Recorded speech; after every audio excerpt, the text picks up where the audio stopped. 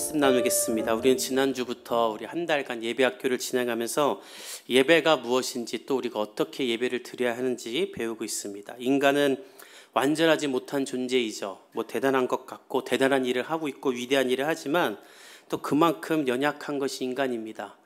말 한마디에 상처받고 말 한마디에 넘어지고 또 근육질의 몸을 가졌을지라도 가시 하나 박히면 아프다고 쩔쩔매는 것이 인간이죠.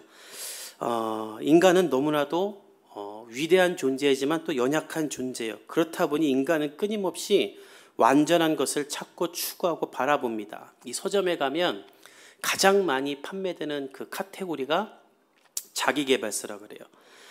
인간의 삶의 전반적인 모든 영역에 대한 그런 자기계발서가 질비하다고 해요. 그래서 교보문고 사이트에 검색해 보니까 현재 21,591권의 자기계발서가 판매되고 있어요. 아마존에서는 90만 권 가까이 되는 자기계발서가 판매되고 있다고 합니다. 인류 역사상 가장 많은 지식과 정보와 문화를 접하는 이 문명의 시대에 살고 있지만 사람들은 여전히 나는 연약하고 부족한 존재임이라고 스스로 깨닫고 무언가를 갈망하고 자신의 결핍을 채우기 원한다는 것이죠. 요한복음 3장에 보면 그런 사람이 나와요. 바로 우리가 잘 아는 니고데모입니다. 그는 유대의 통치자고 말씀에 통달한 종교 지도자고 매우 부유한 사람이었어요. 부와 지식이 넘치는 사람이었어요. 뿐만 아니라 학자들의 말에 따르면 사회와 정계의 거무들과 연줄이 닿아 있는 모든 것을 다 가진 사람이었다라고 말합니다.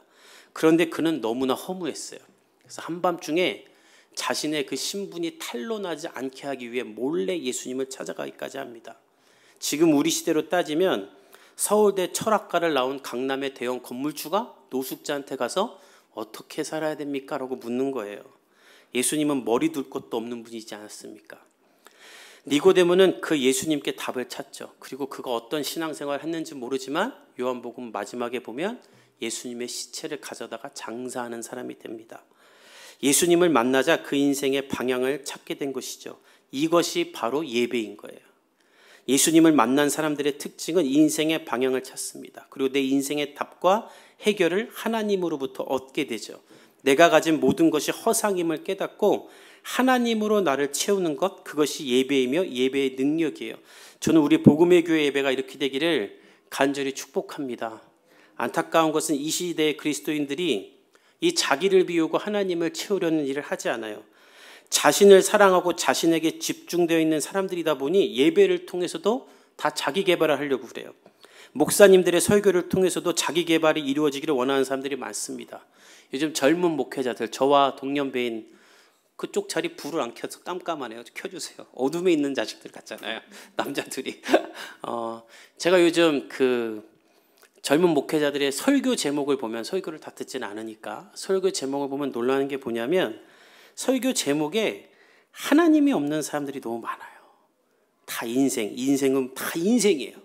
설교 주제가 다 인간, 인생을 사는 법이에요. 그러니까 젊은이들 그런 예배를 좋아하죠.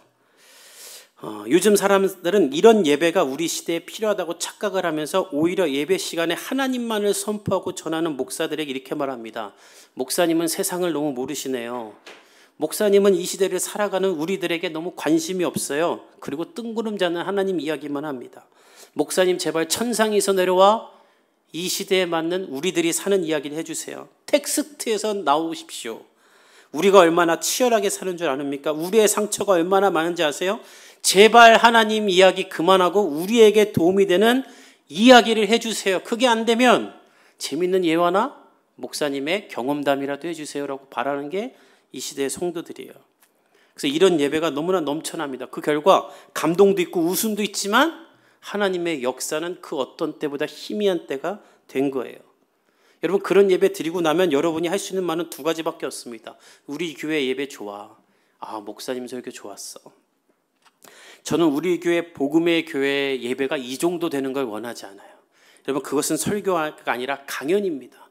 제가 원하는 예배는 무엇인가? 예배를 참석한 사람들이 나는 하나님을 만났어 라고 말하는 예배가 되기를 간절히 바랍니다. 존 파이퍼 목사님, 제가 존경하는 그 목사님께서 하나님을 설교하라는 책에서 이런 말을 쓰셨어요. 목사님이 한번 새해 첫 설교 때 한 가지 시험을 하셨대요. 오늘 내 설교에 적용도 없고 어떻게 살아라는 말도 안 하고 그냥 하나님의 거룩하심에 대해서만 이야기 한번 해보겠다. 다른 이야기는 아무것도 안 하고 그것만 해보겠다. 그리고 그렇게 설교를 했대요. 근데 그렇게 설교를 하고 몇 주가 지났는데 한 젊은 부부가 찾아왔다고 합니다. 그 가정은 상상할 수 없는 아픔을 최근에 당했었어요. 책에는 쓰셨는데 저는 말하지 않으려고 해요. 정말 끔찍한 일이었어요. 그 아픔을 가지고 새해 첫 주에 예배를 드리러 왔는데 목사님이 한 말은 하나님은 거룩하시다는 말만 했던 거예요.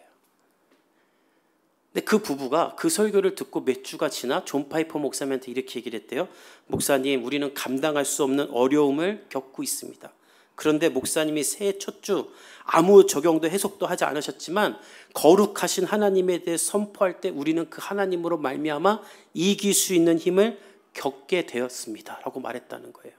저도 이런 일을 경험한 적이 있어요. 제가 고등부를 담당할 때 제가 설교 시간에 정말 설교만 했어요. 근데 그 교회는 이른 아침 9시부터 교회 와서 예배드리는 아이들을 위해 모든 교육자들이 온갖 재미있는 거, 뭐 분장도 하고 나오고 별의별 짓을 다 하는 교회였어요. 근데 그 교회에 부임해서 제가 설교만 했어요. 그랬더니 한 교사가 저한테 이렇게 말했어요. 정말 전도사님은 설교만 하신다고. 근데 1년이 지나 그분이 저에게 똑같이 이렇게 말씀하셨어요. 전도사님의 설교가 너무나도 우리에게 유익합니다. 사람들이 잘못 적응되어 있는 거예요. 여러분, 예배를 통해 자기 개발을 이루려고 하지 마십시오. 예배를 통해 여러분이 뭔가를 더 업그레이드 하려고 하지 마십시오. 예배를 통해 하나님을 만남으로 거듭나기를 희망하기를 축복합니다. 하나님의 영으로 충만해지는 거예요. 저는 우리 교회 예배학교를 통해 이런 일이 일어나기를 원해요. 그래서 오늘도 온전히 예배하는 법을 배우고자 해요. 오늘 본문은 하나님이 천지를 창조하신 후에 배경이 되는 본문이에요. 우리 먼저 5절부터 6절까지를 한번 읽어봅시다. 시작. 여호와 하나님이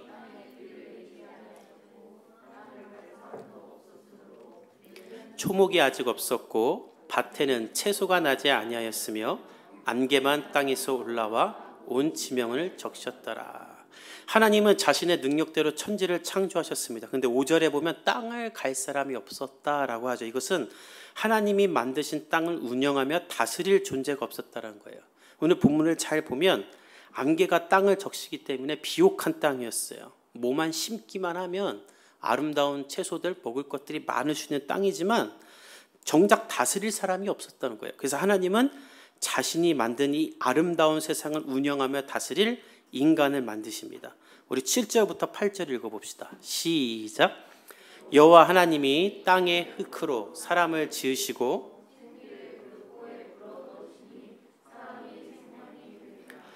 여호와 하나님이 동방의 에덴에 동산을 창조하시고 그 지으신 사람을 거기 하나님은 그래서 이 아름다운 세상을 다스릴 사람을 만드는데 다른 동물들과 차이가 있어요. 흙으로 만든 것 똑같아요. 근데 그 코에 생기를 넣었다. 그러니까 여러분, 우리와 다른 동물들이 다른 차이는 딱 하나예요. 우리에게 하나님의 호흡이 있다라는 거예요. 알쓸 신잡에 보면 그 과학자인 교수님이 그 말 하더라고요. 사실 동물이랑 우리랑 똑같다고.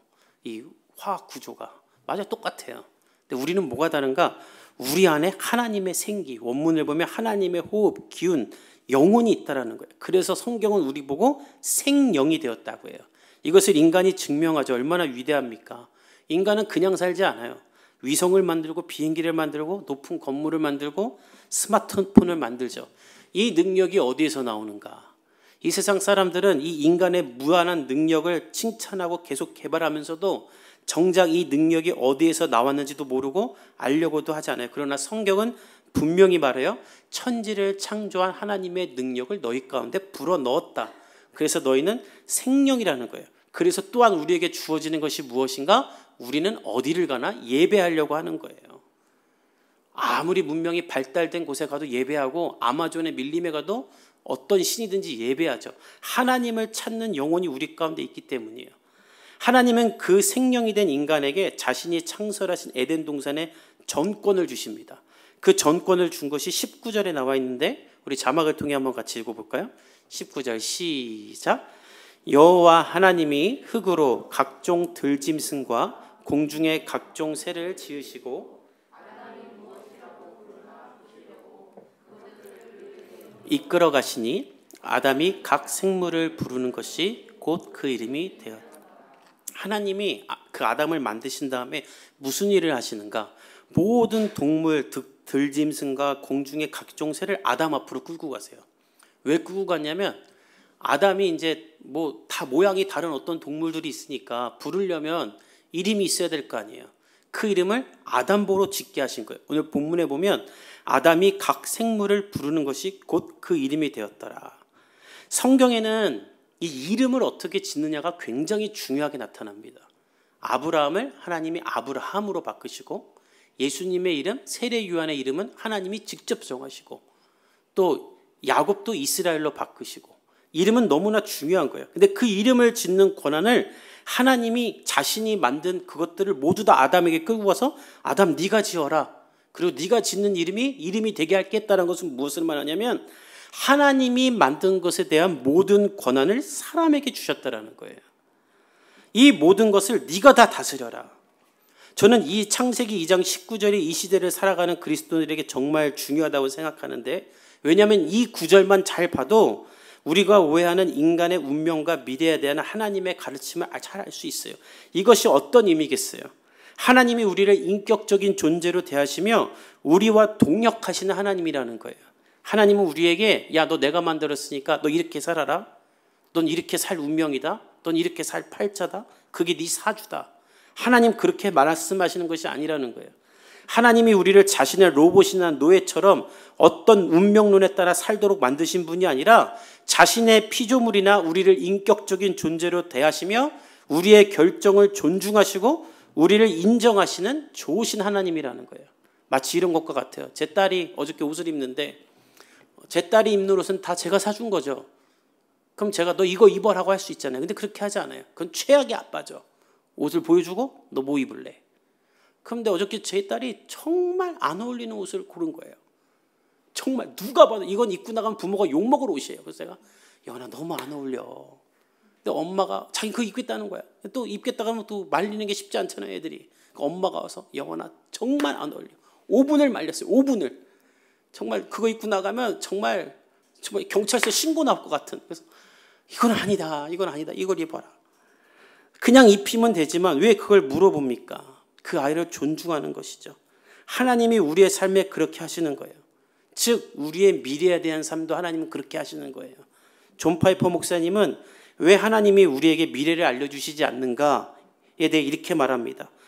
너의 삶을 내가 책임지고 지키고 보호하고 있으니 내가 준 인생을 가지고 모든 가능성 앞에 마음껏 도전하며 인생을 펼치며 살아라. 네 미래를 알면 너는 그 미래대로만 살 거 아니냐? 그러지 말아라.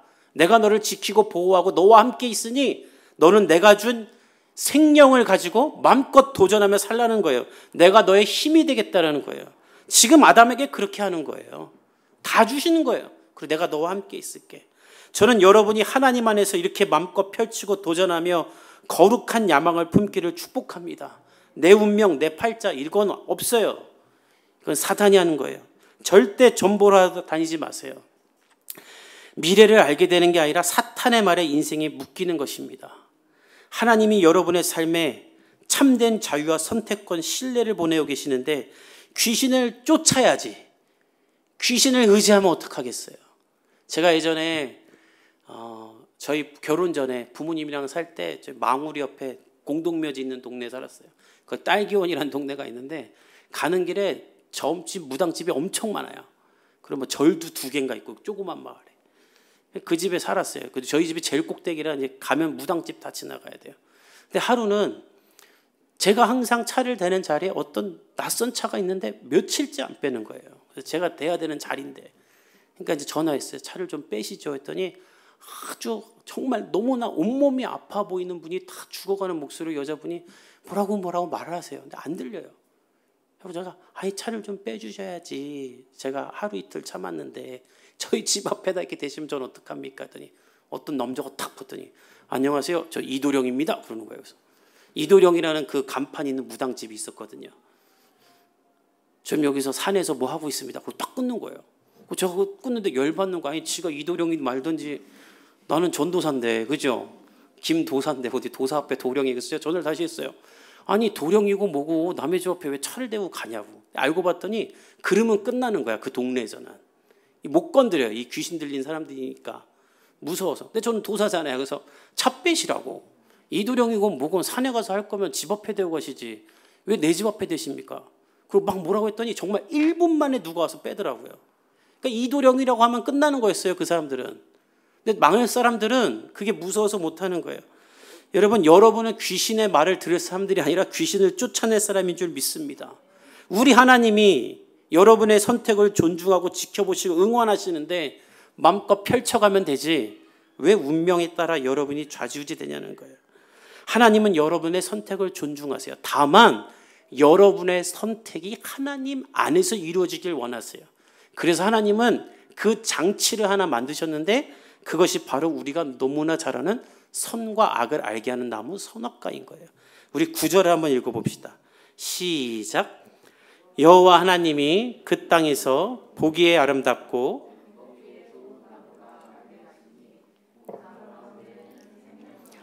선악을 알게 하는 나무도 있더라. 하나님은 아담에게 모든 권한을 주신 다음에 보기에 좋은 두 나무를 동산 한가운데 만듭니다. 생명나무와 선악을 알게 하는 나무다.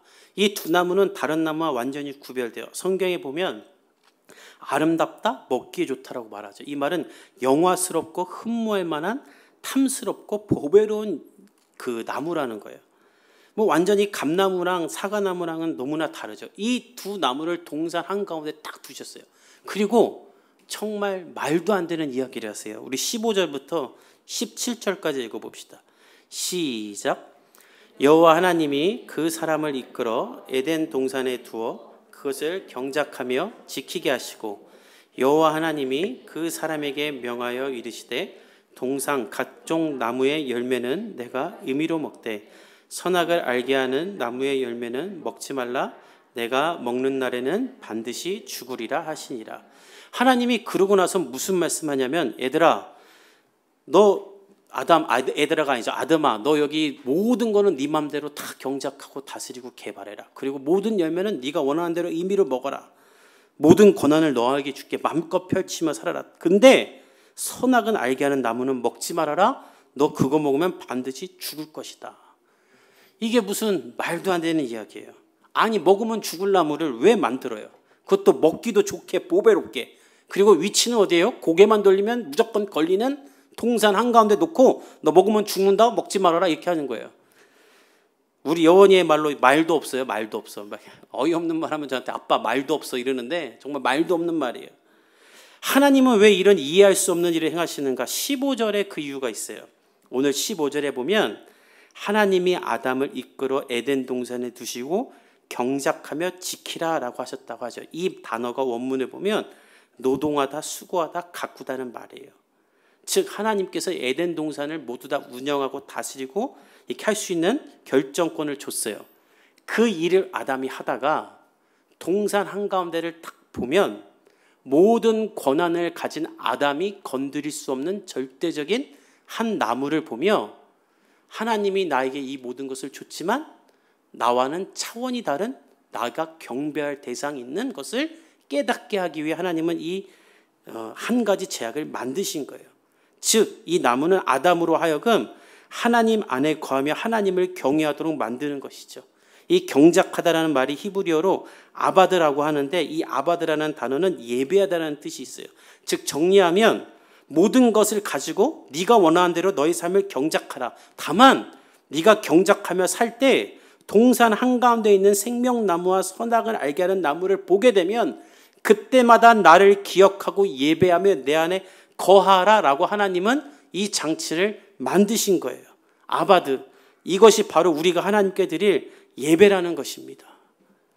즉 예배는 무엇인가? 일주일에 한 번 교회 와서 앉아서 예배를 드리는 것만이 예배가 아니라는 거예요. 여러분이 여러분의 삶의 자리에서 노동하는 것도 다 예배라는 거예요. 일주일 동안 회사에서 직장에서 사업체에서 하는 모든 노동, 아이를 돌보며 설거지하고 밥을 짓는 것도 하나님 앞에 드려지는 예배라는 거예요. 여러분 생각해 보세요. 일주일 내내 내 마음대로 살다가 여기 와서 예배만 드리면 그 예배입니까? 뭐 면죄부합니까? 종교적인 행위일 뿐이죠. 예수님이 지적하셨던 예배가 되는 거예요. 하나님이 원하시는 예배는 무엇인가? 여러분의 삶에서 하는 모든 노동이 하나님 안에서 이루어지며 하나님 안에서 펼쳐지는 예배이기를 원하세요. 저는 여러분 모두가 이 예배에 승리할 수 있기를 간절히 축복합니다. 특히 사업체를 운영하는 사람들은 더 그렇게 해야 돼요. 플로리다주 100대 기업으로 선정된 회사를 세웠으며 남자가 세상에서 하나님의 뜻대로 산다는 것은이라는 베스트셀러를 쓴 패트릭 몰리가 이렇게 말했어요. 당신의 주인은 누구인가? 당신이 자영업자이든 회사원이든 간에 당신이 당신의 삶의 주인이 되고자 애쓰고 있을 것이다. 나도 그랬다. 그러나 나는 사업에 뛰어든 직구 파트너와 함께 우리 회사를 하나님께 바쳤다. 우리는 회사의 사장으로 하나님을 모셨다. 우리는 그분의 부하 직원이 됐다. 우리는 하나님의 뜻에 따라 결정을 내리고자 했다. 완벽하진 않았지만 그렇게 했다. 왜 그렇게 했을까요? 하나님을 기억하는 장치를 그들 스스로가 만든 거예요. 전 여러분이 일하는 삶의 현장에서 다 그렇게 되길 바랍니다. 그럼 그것이 여러분의 예배가 되는 거예요. 단순히 여러분이 노동을 하는 이유가 뭐 대출금 갚아야 되니까 먹고 살아야 되니까 인생 한 번이니까 좋은 차 살려고 되는 것이 아니라 여러분이 노동을 맡긴 이유, 하나님의 뜻을 깨달아가며 하나님께 영광 돌리는 예배가 될 수 있기를 예수님의 이름으로 축복합니다. 특별히 육아에 전념하고 있는 엄마들, 애 키우는 것도 하나님이 기뻐 받으시는 예배인 줄 믿습니다. 내가 뭐 하나 생각될 때 예배 드리고 있는 거예요. 내가 우리 아이들을 하나님의 사람으로 키워야지라고 생각하며 그 아이를 돌보고 있다면 그것이 하나님이 받으시는 예배인 거예요. 여러분이 설거지를 할 때 저 설거지 엄청 많이 하거든요. 주부습진 걸릴 정도로 하거든요. 예배인 거예요.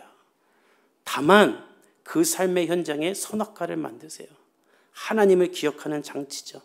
핸드폰 배경화면에 뭐 그런 거 있더라고요. 기도는 하고 다니냐 이런 문구 있더라고요. 기도 하도 안 하면 그런 것도 까세요. 생명의 삶을 여러분 회사 책상 앞에 항상 두세요. 퇴근할 때라도 하도록. 여러분 잘 생각해 보세요. 이 아담이 한순간에 에덴 동산을 지옥으로 경험하게 되는 순간이 옵니다. 언제예요? 에덴 동산에 벼락이 떨어져서 무너졌을 때입니까? 아니에요. 그가 하나님을 기억하지 않고 이 선악과를 먹었을 때죠. 에덴 동산은 그대로였어요. 풍요롭고 아름다웠어요. 다만 아담이 하나님을 떠날 때 그 자리는 두려움의 자리가 되고 그는 하나님을 피하여 숨게 되죠. 여러분 에덴 동산에 있을지라도 하나님을 기억하지 않으면 지옥이 됩니다. 그러나 광야 한가운데 있을지라도 주님과 동행하면 그곳은 천국이 돼요. 그래서 하나님은 하나님을 기억하는 장치 선악과를 만드신 거예요. 다 너에게 주었으나 너의 인생이나 다 너의 것은 아니다. 네가 가진 그것을 가지고 나의 뜻대로 나를 기억하며 경작해라. 여러분의 삶이 그런 예배가 되기를 간절히 축복합니다. 또한 예배는 노동이라는 말이 갖고 있는 또 하나의 영적인 의미가 있어요. 우리가 하나님 앞에 함께 나와 이렇게 드리는 공예배 가운데 여러분이 마땅히 노동을 해야 한다는 거예요. 쉐렌 키르케고르는 예배에 참석하는 많은 사람들이 자신을 공연의 관람자라고 잘못 생각하고 있다고 말합니다. 여러분은 이 본당에 헌금 내고 들어온 관객이 아닌 줄 믿습니다. 오늘 목사님이 설교가 어떨까 기대하고 앉아있는 것이 아니라 하나님을 바라보고 예배해야 돼요. 예배를 영어로 워십 서비스라고 해요. 하나님을 서비스한다라는 거예요. 여러분 서비스하는 사람이 편하게 서비스하는 거 봤습니까? 노동을 해야죠. 이 예배 가운데 여러분이 노동을 해야 되는 거예요. 그래서 제가 성경 읽을 때 굳이 일어나라고 하는 이유, 저도 사람인지라 여러분 너무 사랑해서 귀찮게 일어나라고 안 하고 싶을 때가 많아요. 특별히 본문이 막 20절, 30절일 때 막 두 갈등이 일어나요. 오늘 앉으라고 할까 일어나라고 할까? 내가 이랬다 저랬다 되는가? 그러나 왜 일어나라고 하는가? 제가 하는 설교는 완전하지 않아요. 사람이 하는 말이니까. 그러나 우리가 있는 성경은 완전한 하나님의 말씀이니까 그걸 경외하는 마음으로 우리가 받들어 서서 읽자라는 거죠. 이런 노동을 왜 시키는가? 이런 노동이 하나님을 경배하는 예배가 되기 때문이에요. 이재철 목사님께서 찬양을 할 때 우리가 부르는 찬송가 키가 다 되게 높아요. 이걸 낮춰서 부르지 말라라는 설교를 하신 적이 있어요. 왜 낮춰서 부르면 안 되는가? 그 목사님이 했던 이야기가 아니라 그 교회에 음악을 담당하는 집사님이 계셨는데 그분이 절대 낮춰서 부르면 안 된다고 주장을 했대요. 그래서 이재철 목사님이 속으로 당신도 내 나이 돼봐라. 이게 힘들다. 근데 이제 교회 음악 담당하는 성도의 힘이 세거든요. 우리 교회도 그래요. 아까도 연습하는데 제 김성령이가 뭐 막 이렇게 하자고 막 안 된다고 막 이렇게 된다고 제가 다 져요. 막 이렇게. 그러니까 그 교회도 그랬던 것 같아요. 그래서 목사님이 그 성도 말을 따랐대요. 그랬더니 그분 말대로 원래 찬송가대로 노래를 부르려다 보니까 정말 온 힘을 다해 부르게 되더래요. 온 힘을 다해 부르게 되니까 하나님을 바라보게 되고 더 깊이 있는 찬양을 하게 되더래요. 여러분, 왜 찬송가를 만든 사람들이 다 높게 만들었는지 아세요? 온 힘을 다해 부르라고 높게 만든 거예요. 찬송가가 다 너무 높아요. 왜? 너희들 편하게 부르지 말라는 거예요. 있는 힘껏 다해 목청을 다해 불러라. 여러분 생각해 보십시오. 한국교회가 부흥할 때 찬양 인도자가 없었어요. 그냥 목사님이 나와서 찬양합시다. 그럼 1절부터 4절까지 목이 터져라 불었어요. 성도들이 알아서. 옛날에는요, 목사님들이 기도 인도 별로 안 했습니다. 기도 주여 삼창하고 합시다. 주여 하면 각자 30분씩 죽어라 기도하고 갔어요. 앞에 있는 사람이 있는 힘껏 여러분을 끌고 가는 것이 아니라 내가 하나님을 향해 있는 힘껏 찬양하고 그분 앞에 기도할 때, 노동할 때 하나님이 우리를 만나 주시는 거예요. 그래서 오늘부터 우리 교회는 모든 찬양을 다 원키로 부를 거예요. 저도 40이 넘어가니까 낮춰서 부르고 싶어요. 사실 그동안 엄청 낮춰서 불렀어요. 근데 오늘 있는 힘껏 불렀더니 배도 고프고 힘들고, 근데 이렇게 하는 게 맞지 이런 생각 들었어요. 여러분 예배할 때 노동하십시오. 편하게 예배드리지 마세요. 그리고 일찍 와서 예배를 준비하세요. 예배 전에 제가 맨날 전해서 오고 있냐 얘들아 이렇게 만들지 마세요. 예배 전에 저 좀 기도 좀 하고 예배드리게. 여러분 예배는 노동이에요. 청소하는 것도 예배예요. 하나님을 기억하며. 이런 예배가 여러분의 삶 가운데 있기를 간절히 축복합니다. 유진 피터슨은 말해요. 예배할 때 우리는 영원이라는 무대 위에 서게 된다. 그 영혼을 위해 우리가 힘써 일하는 사람이 되기를 바랍니다. 귀한 손님이 올 때 아침부터 집을 청소하고 좋은 음식을 마련하는 것처럼 하나님을 예배하기 위해 여러분 애쓰십시오. 오늘 아침에 일찍 일어나 씻고 운전하고 교회까지 온 것도 여러분 예배예요. 아이들 깨우고 옷 입히고 소리 좀 질렀을지라도 하나님을 기억하고 이 자리에 와서 온 것 자체도 예배예요. 여기서 더 나아가 이 자리에서 하나님을 높이기 위해 저와 여러분이 마음껏 하나님을 높이고 찬양하고 기도합시다. 하나님의 역사가 우리의 삶 가운데 펼쳐지고 우리의 삶의 결정권을 주신 하나님이 어디를 가든지 우리를 형통하게 하실 줄 믿습니다. 요셉을 보세요. 노예로 팔려가도 형통하고 감옥에 가도 형통했어요. 왜? 그는 하나님을 기억하며 하나님과 살았기 때문에. 우리의 삶에 그런 일이 펼쳐질 줄 믿습니다. 우리 함께 기도하겠습니다.